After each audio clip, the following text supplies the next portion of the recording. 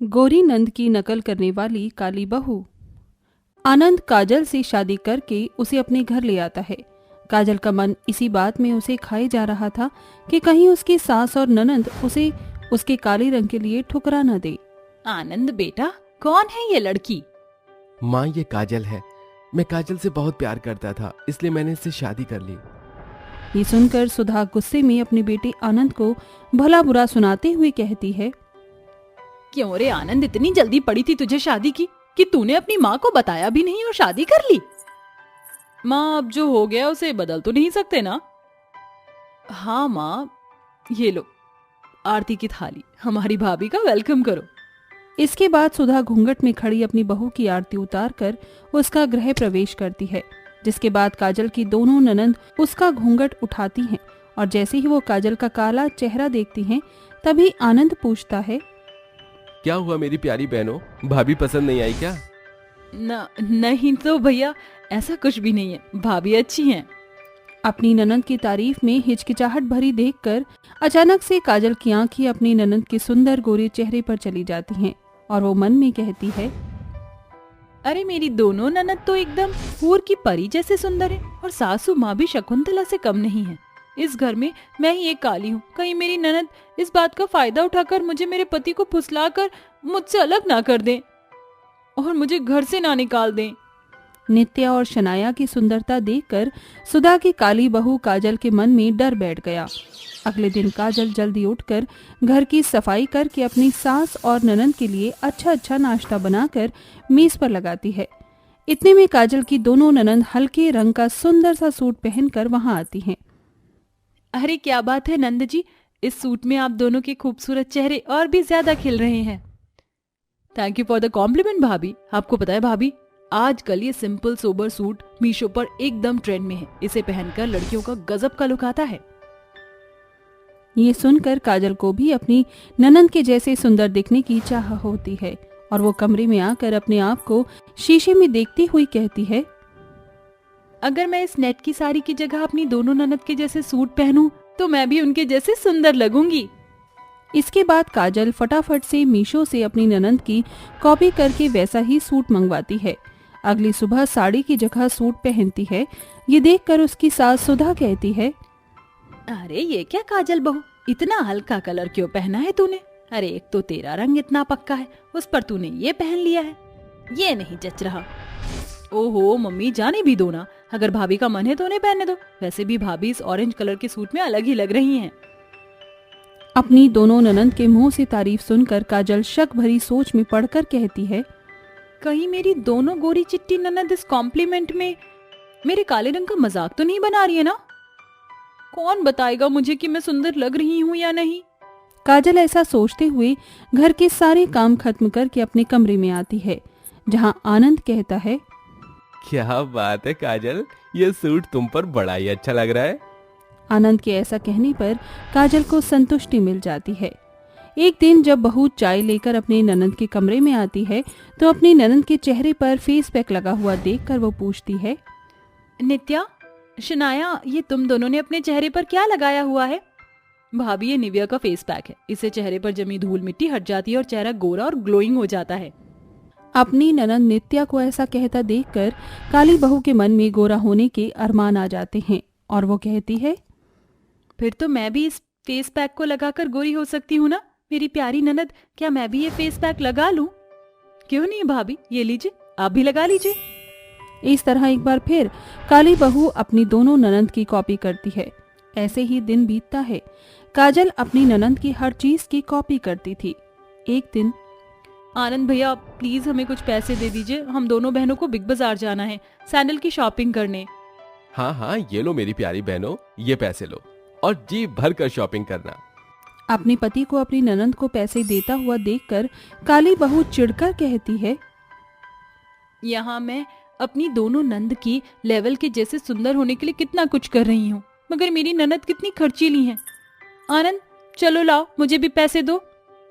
मगर काजल, तुम पैसों का क्या करोगी, क्योंकि सब्जी तो मैं ले आता था। ये क्या बात हुई आनंद, अपनी बहनों को पैसे देते वक्त तो तुमने कुछ नहीं पूछा और बीवी के साथ सीआईडी चित्र इंस्पेक्शन कर रहे हो। अरे अरे, क्यों अपना पारा बढ़ा रही हो, तुम्हें पैसे चाहिए ना? ये लो। काजल की बातों में झलकता बदलाव आनंद को सोच में डाल देता है, जिसके बाद काजल अपनी दोनों ननंद की नकल करती हुई बिग बाजार आती है और जो जो ननंद खरीदती हैं काजल वैसे ही सेम कपड़े और सैंडल खरीदती हैं और अपने घर चली आती हैं।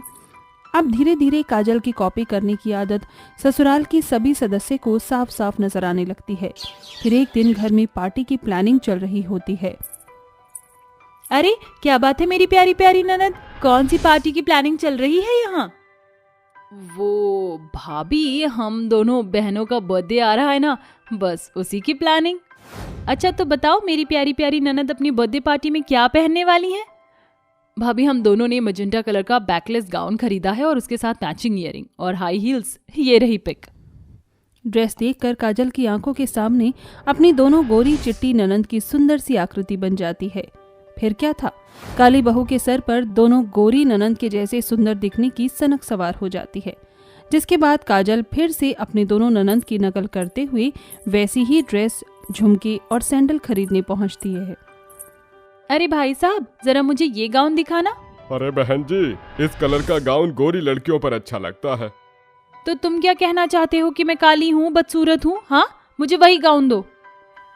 दुकानदार काजल को गाउन दे देता है और शॉपिंग करके बहू घर चली आती है, जहां उसकी सास कहती है, अरे काजल बहू, कहाँ गई थी तू? अच्छा तो आज भी तू शॉपिंग करने गई थी? अरे बहू हो, क्या हो गया है तुझे? क्यों इतनी फिजूल के खर्चे करती है?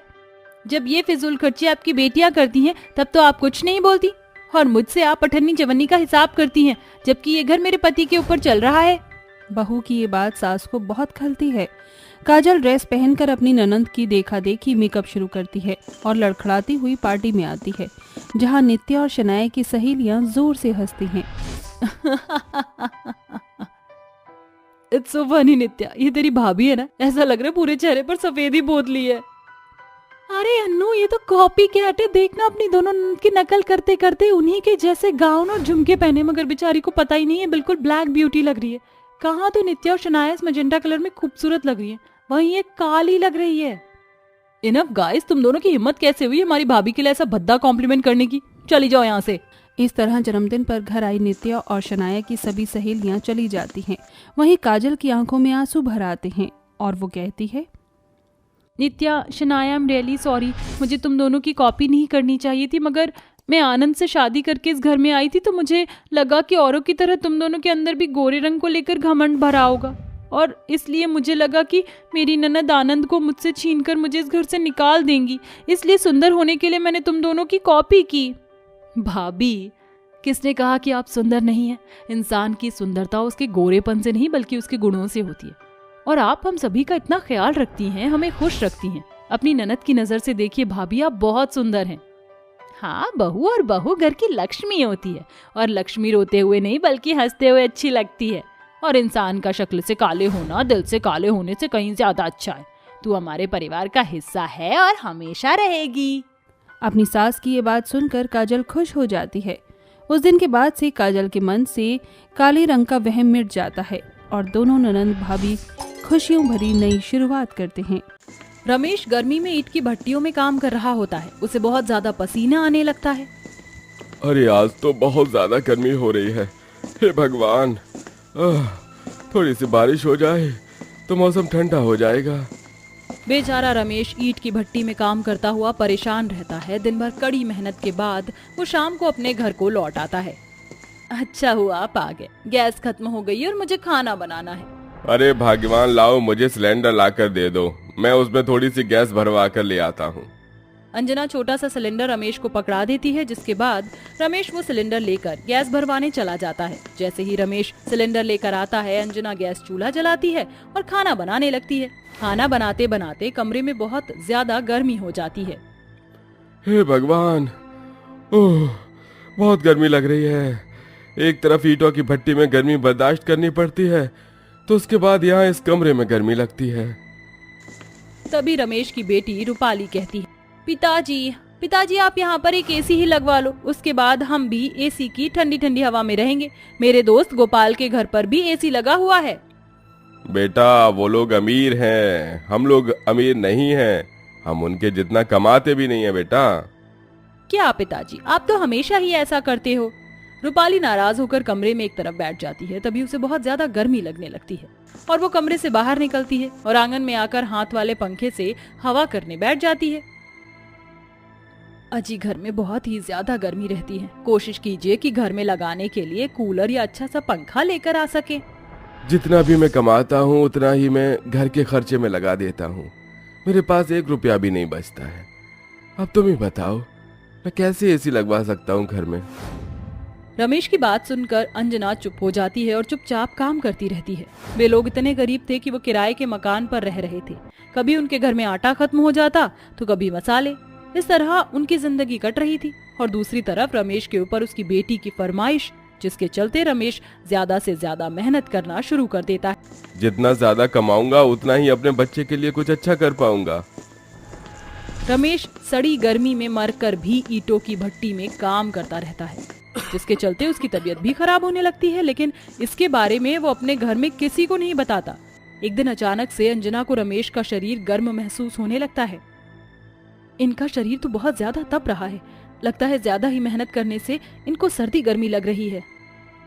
अंजना ऐसा कहते ही रमेश के माथे पर हाथ रखकर बुखार चेक कर रही होती है कि तभी रमेश नींद से जाग जाता है। अरे क्या हुआ, तुम क्या चेक कर रही हो? आपकी तबीयत खराब हो रही है। ऐसी हालत में आप इतने दिनों से काम कैसे कर रहे हो? किसने कहा तुमसे कि मेरी तबीयत खराब हो रही है? मैं तो बिल्कुल ठीक हूँ। मुझे काम करने के लिए जाना है। अच्छा चलो मैं चलता हूँ। रमेश ऐसा कहकर घर से निकलने ही वाला होता है कि तभी अचानक से उसे चक्कर आ जाते हैं। देखा, मैंने कहा था ना आपकी तबीयत ठीक नहीं है। आप आज आराम कीजिए। अंजना अपने पति को डॉक्टर के पास लेकर जाती है, जिसके बाद डॉक्टर उसे पूरे 1 महीने के लिए आराम करने को कहते हैं। अजी, आप घर में आराम कीजिए, कुछ समय तक मैं ही काम कर लेती हूँ। अंजना रमेश को काम करने से मना कर देती है और उसे घर में आराम करने के लिए कहती है, जिसके चलते वो एक अमीर औरत के घर पर काम करना शुरू कर देती है, जहाँ उसके घर के हर एक कमरे में एसी लगा होता है। अरे क्या बात है, यहाँ तो बहुत ठंडक है, ऊपर से एसी भी चल रहा है, काम भी आराम से हो जाएगा। वो पहले घर की सारी सफाई करती है और उसके बाद रसोई में जाकर खाना बनाती है। रसोई में भी एसी लगने की वजह से उसे जरा भी गर्मी नहीं लगती। काम पर उसका दिन बहुत अच्छा गुजरता है। वह जब घर पर वापस आती है तो उसे गर्मी में चूल्हे पर रोटी बनानी पड़ती है। इन अमीरों की जिंदगी भी कितनी अच्छी जिंदगी होती है। एसी की हवा में दिन रात रहते हैं और कभी गर्मी नहीं लगती। इनके लिए तो हर एक मौसम एक समान होते हैं, कोई परेशानी झेलनी नहीं पड़ती। लेकिन वही हम जैसे गरीबों का तो कुछ हो ही नहीं सकता। सर्दी में सर्दी लगती है तो गर्मी में गर्मी। अरे माँ, आप तो खाना बनाते बनाते पूरी तरह पसीने में भीग गई हो। हाँ बेटी, लेकिन कोई बात नहीं, ये सब तो होना ही है, आखिर हम लोग गरीब जो हैं। अभी मैं यहाँ गर्मी में मर रही हूँ, लेकिन कल पूरे दिन आराम से एसी में काम करूंगी। माँ, आप अपने काम पर मुझे भी लेकर चलना, इसी बहाने मुझे एसी की हवा भी मिल जाएगी। अंजना रूपाली की बात मान लेती है और अगले दिन सवेरे होते ही वह अपनी बेटी को काम पर ले जाने के लिए तैयार कर देती है। जिसके बाद वह अपनी बेटी को अपनी मालकिन के घर ले आती है और अपनी मालकिन से कहती है, मालकिन, आज घर पर कोई भी नहीं था तो इसलिए मैं अपनी बेटी को अपने साथ यहाँ ले आई हूँ। अगर आपको कोई आपत्ति ना हो तो जब तक मैं यहाँ काम कर रही हूँ तब तक मेरी बेटी यहाँ रुक सकती है। हाँ हाँ ठीक है, लेकिन इससे बोलना कि किसी भी सामान को हाथ ना लगाए। ऐसा कहकर शिखा अपने कमरे में चली जाती है और अंजना अपनी बेटी को रसोई में ले जाती है, जहाँ एसी की हवा में वो खाना बना रही होती है। एसी की ठंडी ठंडी हवा देखकर रूपाली कहती है, काश कि हमारे घर पर भी एसी होता माँ, फिर आपको पसीने में खाना ना बनाना पड़ता और हमें गर्मी भी नहीं लगती। ये सुनकर अंजना मुस्कुराती है लेकिन कुछ कह नहीं पाती। वहीं दूसरी तरफ रूपाली घर देखते देखते शिखा के कमरे में पहुंच जाती है, जहां एसी की बहुत ही ज्यादा ठंडी हवा आती है। अरे वाह, इस वाले कमरे का एसी तो सबसे ज्यादा ठंडी हवा दे रहा है, कुछ देर यहीं रुक जाती हूँ। रूपाली वहां खड़ी होकर एसी की हवा खाने लगती है। तभी वहां शिखा आ जाती है और उसे देखकर कहती है, क्यों री, यहाँ तो चोरी करने आई है? मैं जानती हूँ तुम जैसे गरीबों को अमीर के घर में आने का मौका ही चाहिए होता है और तुम चोरी करके चले जाते हो। शिखा के चिल्लाने की आवाज से अंजना वहां पहुंच जाती है। हाँ हाँ, आ जाओ, तुम भी आओ। मैं जानती हूँ चोरी करने के लिए यहाँ पर आई हो तुम दोनों। अब मैं तुम्हें यहाँ और काम करने नहीं दे सकती, जाओ यहाँ से चली जाओ। मालकिन, आप ऐसा मत कहिए, मैं तो यहाँ सिर्फ एसी की हवा खा रही थी। मेरी बेटी चोर नहीं है मालकिन, ज्यादा मच मच करने की जरूरत नहीं है। मैं सब जानती हूँ तुम जैसे गरीबों के बारे में। अब तुम दोनों यहाँ से जाती हो या मैं धक्के मार कर निकालूं। शिखा के कहने पर अंजना अपनी बेटी को लेकर वहां से चली जाती है। ये सब मेरी ही गलती है माँ, अगर मैं उस कमरे में ना जाती तो आपकी मालकिन आपको नौकरी से ना निकालती। चिंता मत करो बेटी, मुझे कहीं ना कहीं नौकरी मिल जाएगी। ये कहने के बाद अंजना को अचानक से याद आता है कि उसने रसोई में गैस खुली ही छोड़ दी थी। रूपाली को घर जाने के लिए वो कह देती है और ये बात बताने शिखा के घर वापस लौट जाती है। जैसे ही वो घर पर पहुंचती है, उसके सामने शिखा लाइटर जलाकर सिगरेट पीने वाली होती है कि तभी अचानक से अंजना उसका लाइटर छीनकर फेंक देती है। तुम्हारी हिम्मत कैसे हुई मेरे हाथों से लाइटर छीनने की? मालकिन, मैं ऐसा नहीं करना चाहती थी लेकिन मजबूर थी। आज अगर लाइटर जलता तो आपकी जान ही चली जाती, क्योंकि रसोई में गैस खुली रह गई थी और उसकी महक पूरे घर में फैली हुई है। अंजना शिखा को रसोई में लेकर जाती है, जिसके बाद वो गैस को बंद करती है और चारों तरफ की खिड़कियां खोलकर एग्जॉस्ट फैन चला देती है, जिससे सारी गैस घर से बाहर निकल जाती है। ये सब देखकर शिखा को अपनी गलती का पछतावा होता है और वो अंजना से माफी मांगती है। तुम एक बहुत अच्छी औरत हो, तुम चाहती तो मुझे मरने के लिए छोड़ सकती थी, लेकिन तुमने मेरे बारे में सोचा, ये देखकर मुझे बहुत अच्छा लगा और मुझे अपनी गलती का पछतावा है। हो सके तो मुझे माफ कर देना। अंजना शिखा को माफ कर देती है। वहीं दूसरी तरफ शिखा अपने पैसों से अंजना के घर पर एक एसी लगवा देती है, जिसके चलते रूपाली बहुत खुश होती है और रमेश भी अब उनके घर में गर्मी नहीं होती और वो एसी की ठंडी हवा में घर में खाना बना लेते हैं। वहीं अंजना शिखा के घर नौकरी करती रहती है। देखते ही देखते दोनों मियाँ बीवी नौकरी करते हैं और अपना घर चलाते हैं और खुशी खुशी एसी की हवा में रहने लगते हैं।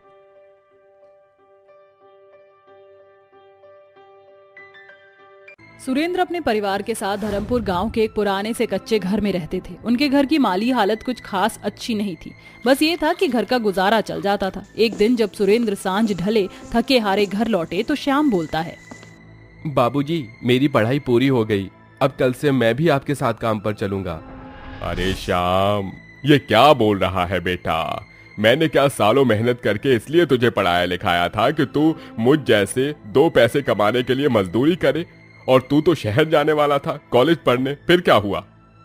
पिताजी, कॉलेज की फीस बहुत ज्यादा है, हम गरीब उतना पैसा कहाँ से लाएंगे?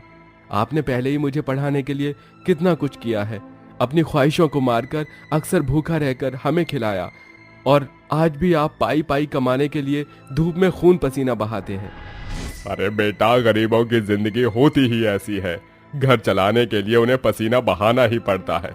तू बस जाने की तैयारी कर, बाकी सब अपने बाबूजी पर छोड़ दे। श्याम को शहर भेजने के लिए सुरेंद्र अपना खेत बेचकर किसी तरह अपने बेटे को पढ़ने भेज देता है, जहां श्याम का गोरा चिट्टा चेहरा देखकर अन्नू की आंखें चमक उठी। अन्नू कॉलेज की सबसे अमीर और घमंडी लड़की है, इसलिए कि उसके पिता कॉलेज के बड़े ट्रस्टी हैं। वो हमेशा सभी के सामने अपनी शेखी बघाड़ती। ओह वाओ, ये तो एकदम मेरे टाइप का है, टॉल एंड हैंडसम, इससे तो बात करनी होगी। अन्नू श्याम के पास आकर बोलती है, हाय हैंडसम, न्यू एडमिशन, एम आई राइट? जी हाँ, मैं इस कॉलेज में नया आया हूँ। क्या आप मुझे बता सकती हैं कमरा नंबर 15 कहाँ पड़ेगा? तुम तो मेरी क्लास में हो, लेट्स गो। अन्नू श्याम का हाथ पकड़कर क्लास में लाती है। देखते ही देखते दोनों में अच्छी दोस्ती हो जाती है। श्याम को अन्नू का साथ अच्छा लगने लगा था, मगर अपनी गरीबी को सोचकर उसने कभी कुछ नहीं बोला। और आखिरकार एक दिन अन्नू श्याम से कहती है, श्याम, मैं तुमसे बहुत प्यार करती हूँ और शादी भी करना चाहती हूँ। अनु, प्यार तो मैं भी तुमसे करता हूँ, मगर मैं एक गरीब घर परिवार का लड़का हूँ और तुम अमीर घर की लड़की हो। हमारे बीच जमीन आसमान का फर्क है। ये सब मुझे नहीं पता, मैं सिर्फ इतना जानती हूँ कि मैं तुमसे प्यार करती हूँ और मैं तुम्हारे साथ गरीबी में भी गुजारा कर लूंगी, बस तुम मुझे ऐसे ही प्यार करना। इसके बाद श्याम अन्नू से शादी करके उसे अपने घर ले आता है। तभी श्याम की माँ और बहन चंदा और गोरी अन्नू को छोटे कपड़ों में देखकर बोलती है, भैया, ये आप अपने साथ शहर से किसे लेकर आए हैं? गौरी, ये तुम्हारी भाभी हैं, अनु। माँ, मुझे माफ कर देना, मगर मैं अनु से प्यार करता हूँ, इसलिए शादी कर ली, मगर आपको या बाबूजी को ठेस पहुंचाने का मेरा कोई इरादा नहीं था। श्याम की खुशी के लिए अन्नू के गरीब ससुराल वाले उसे अपना लेते हैं, जिसके बाद अन्नू की गरीब ननद गौरी कहती है, चलिए भाभी, मैं आपको कमरे में ले चलती हूँ। जैसे ही अन्नू अपने कमरे में आती है तो कमरे की टूटी फूटी हालत देखकर अपनी अमीरी का शो ऑफ करके बोलती है, oh god, this is too much. इस कमरे की हालत तो झुग्गी झोपड़ी से भी गई गुजरी है। ना कोई इंटीरियर है, ना कोई लुक, यहाँ तक कि कोई एसी भी नहीं है, और इस खटारे पंखे की हालत बहुत ही ज्यादा खराब है। पता नहीं तुम सब इस गर्मी और गरीबी में कैसे एडजस्ट करते हो? अन्नू अपनी ननद को नीचा दिखा रही होती है। तभी कमरे में श्याम आ जाता है और अन्नू चुप हो जाती है। अगले दिन श्याम के काम पर चले जाने के बाद अन्नू जैसे ही नहा धोकर बाहर आती है तो चंदा कहती है, अन्नू बहू आ गई, चल आज तेरी पहली रसोई है, इसलिए अपने हाथों से कुछ मीठा बना दे। बहू जल्दी से किचन में आती है, जहाँ एक कोने में मिट्टी के चूल्हे के पास थोड़ी बहुत मसाले के डिब्बे और खाना बनाने के लिए कुछ बर्तन थे। ओह गॉड, ये तो हद ही हो गई। ऐसा लग रहा है मेरा ससुराल हड़प्पा सभ्यता में जी रहा है। ये बोलकर बहू गुस्से में हलवा बनाती है। तभी चूल्हे से उठता धुआं पूरी रसोई में भर जाता है और अन्नू हलवा बनाकर अपने ससुराल वालों को परोसती है। ऐसे ही दिन गुजरते हैं। बहू अक्सर अपने गरीब ससुराल वालों को खरी खोटी सुनाकर अपनी भड़ास निकालती। तभी एक दिन जब गौरी पढ़ाई कर रही होती है तो बहू बातों ही बातों में उसकी बेइज्जती करती है। गौरी, तुम्हारे पास कोई और टाइम नहीं होता क्या, जो शाम ढलते ही तुम किताबें लेकर शुरू हो जाती हो? अनु भाभी, मेरी परीक्षा आने वाली है इसलिए मैं पढ़ रही हूँ। हाँ, ये झूठा दिखावा मेरे सामने मत ही करो गौरी, समझी? और आप माँ जी खाली बैठी हुई क्या मक्खियाँ मार रही है? ये लीजिए मटर छीलिए। और ससुर जी, आपको तो जरा सी भी शर्म नहीं आती, दिन भर घर में निकट्टू के जैसे पड़े रहते। ये नहीं कि कभी बाजार जाकर सब्जी खरीद लाएं, कोई छोटे मोटे काम ही कर ले। नौकरों जैसा हाल बनाकर रख दिया है मुझे अकेली बेचारी बहू का। अरे मेरा पति इस घर का खर्चा चलाता है और तुम सभी मुफ्त की रोटियां तोड़ते हो।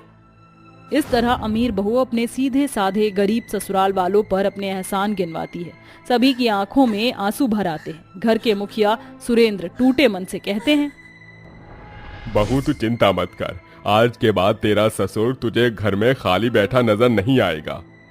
ऐसे ही दिन बीतता है। बहू बड़ी ही चालाकी से अपनी सास और ननद पर घर के सारे कामों का बोझ डाल देती है और खुद सारा दिन ठाठ से बैठी रहती है और अपने गरीब ससुराल वालों पर रौब झाड़ती रहती। फिर एक दिन अन्नू को अपने प्रेग्नेंट होने का पता चलता है। ये सुनकर उसके गरीब ससुराल वालों के चेहरे खुशी से खिल गए। बधाई हो बेटा, तू बाप बनने वाला है, बहू गर्भवती है। इतने दिनों बाद हम गरीबों के घर में खुशियां आने वाली हैं। हाँ माँ। श्याम भैया देखना, जब मेरा भतीजा या मेरी भतीजी इस दुनिया में आएंगे तो उनकी ये बुआ उन्हें ढेर सारा प्यार देगी। और मैं तो उसे कंधे पर बिठाकर झूला झुलाऊंगा। अपने ससुराल वालों के खुश होते चेहरे को देखकर अनु बोलती है, सासू माँ, ससुर जी, श्याम, मुझे आप सभी से कुछ कहना है। मैं नहीं चाहती कि इस घर की बहू बनकर मैंने जो गरीबी झेली वो सब मेरा बच्चा भी झेले। इसलिए मैं और श्याम शहर सेटल होने वाले हैं। मेरे डैडी मुझे वहाँ बुला रहे हैं। अनु, तुम मुझे मेरे परिवार से अलग करने की सोच भी कैसे सकती हो? मेरे गरीब बाबूजी ने जिंदगी भर हड्डियां गलाकर मुझे बड़ा किया, पढ़ाया लिखाया, और अब जब मेरी बारी है कि मैं उनका सहारा बनूं तो तुम मुझे उनसे अलग करना चाहती हो। आज से तुम्हारा मेरा कोई रिश्ता नहीं, तुम जाओ यहाँ से। तो फिर सड़ते रहो अपने गरीब माँ बाप और बहन के साथ। आज से तुम्हारे से मेरा कोई ताल्लुक नहीं। ऐसा कहकर अमीर घमंडी बहू अपना सूटकेस उठाकर जाने लगती है। तभी चंदा कहती है, ठहर बहू, श्याम तेरे साथ जाएगा। चला जा बेटा, वरना दुनिया यही कहेगी कि हमने तेरा घर तोड़ दिया। इसके बाद श्याम अन्नू के साथ शहर आ जाता है। शहर आकर अन्नू की जिंदगी अच्छी खासी कटने लगी, मगर श्याम की आंखों पर बस अपने गरीब परिवार वालों की झलक नाचती रही। वो हर पल उदास रहा करता। इस बीच अन्नू एक बच्चे की माँ बन जाती है। श्याम, श्याम, मेरा बच्चा कहाँ है? मैंने उसे अभी तक अपनी गोद में भी नहीं खिलाया और मेरा बच्चा कहाँ चला गया? मुझे मेरा बच्चा चाहिए। मेरा बच्चा ला कर दो, कहीं से भी ला कर दो, मुझे नहीं पता। मेरा बच्चा चाहिए, मेरा बच्चा। अनु, शांत हो जाओ, हमारा बच्चा अभी यहीं था, नर्स ले गई होगी, अभी मैं जाकर पता करता हूँ। जिसके बाद श्याम अपने बच्चे को ढूंढने लगता है। फिर वहाँ नर्स आकर अन्नू को उसका बच्चा देती है। अपने बच्चे को गोद में लेकर अन्नू बहुत रोती है और उसे एहसास होता है कि एक बच्चे को उसके माता पिता से दूर रखने का क्या दुख होता है, और उसे अपने ससुराल वालों की तकलीफ का एहसास होता है। जिसके बाद वह श्याम से रोते हुए कहती है, श्याम, मुझे माफ कर दो। मैंने तुम्हें तुम्हारे माता पिता से दूर रखा। मेरे हर कदम पर तुमने मेरा साथ दिया। मैंने तुमसे तुम्हारी खुशी छीन ली। मुझे माफ कर दो। मैं तुम्हारी पत्नी होकर भी तुम्हारी परेशानी को समझ नहीं पाई, तुम्हारी तकलीफ देख नहीं सकी। मुझे घर ले चलो श्याम, मुझे मेरे ससुराल ले चलो। श्याम, आज माँ बनने के बाद मुझे यह एहसास हुआ कि मैंने एक माँ से उसका बेटा छीना है। इसके बाद अन्नू श्याम के साथ एक बार फिर अपने ससुराल आती है और अपनी गरीब सास ससुर के पैरों में गिरकर कहती है, सासू माँ, ससुर जी, मुझे माफ कर दीजिए। मैं एक अच्छी बहू नहीं बन पाई। मैंने अपने सुख के लिए एक माँ बाप से उसके बेटे को अलग कर दिया, मगर माँ बनकर मुझे एहसास हुआ कि अपनों से दूर होने का एहसास कितना दुख भरा होता है। अब मेरा बच्चा इसी घर आंगन में खेलेगा, जहाँ वह अपने दादाजी के कंधों पर बैठकर दुनिया देखेगा और अपनी बुआ से ढेरों प्यार पाएगा। मैं जानती हूँ बहू कि तुझे एक ना एक दिन अपनी गलती का एहसास जरूर होगा। जो हुआ उसे भुला दे। अपनी गलती का एहसास हो जाने के बाद अमीर बहू का घमंड चकनाचूर हो जाता है और वह अपने गरीब ससुराल वालों के साथ बड़े ही प्यार से रहने लगती है। साथ ही वह घर आंगन अब उसे अपना सा लगने लगता है।